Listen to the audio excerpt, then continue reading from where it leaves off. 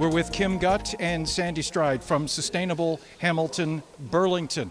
I have two different generations. I think I heard two different viewpoints on LRT. Sandi, I want to start with you. Okay, well, I think you'll find that there's a lot of overlap between our viewpoints, but I was really presenting from the perspective of myself as a fairly new entrepreneur to Hamilton, and the perspective of our members, because we have over 1,300 organizations in our network that are really trying to improve their environmental performance and their social performance, and they're without an LRT.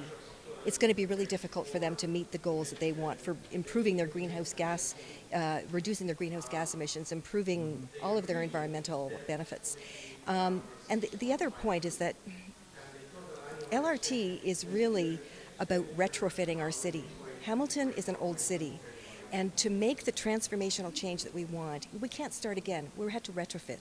And there's no easy way to do that. There's going to be short-term pain, but the long-term gain that we can get from economically, environmentally, and socially from LRT is incredible, and it's an opportunity that we just cannot let go by.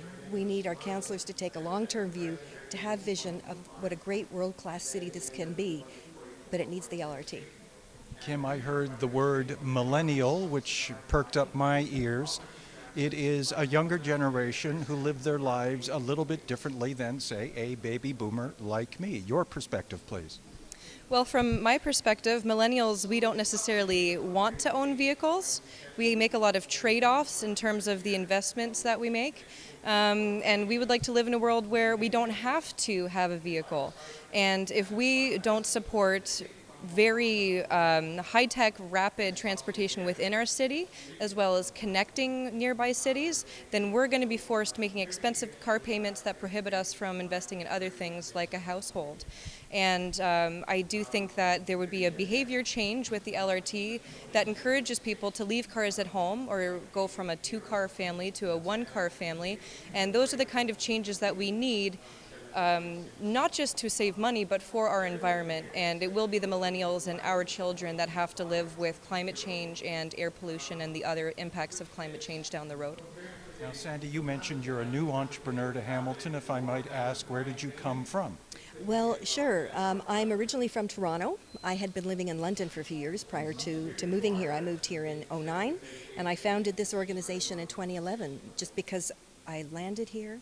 And I was totally taken aback by the city and the potential it offers, and I wanted to do something to help it get there.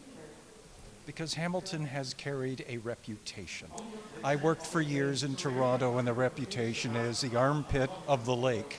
All that was ever seen of this city was the rear end of Stelco and Dofasco in their heyday of pollution, and that has stuck for so long, and yet that's not the city. I mean, I've lived here all my life. I've seen the good, I've seen the bad. I've seen the manufacturing jobs and industrial jobs. I've seen them leave, but I've also seen the rebirth of this city, a greener city. And when people come here for the first time, they go, well, that's not the impression I had.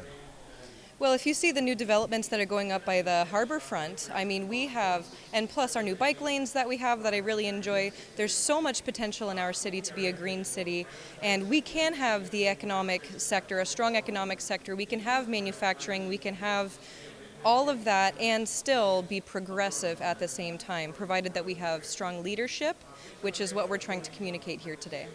54 delegations, and it's not just because of the length of the day. I think the debate itself is actually exhausting the city. Yes or no? Is it time we made a decision?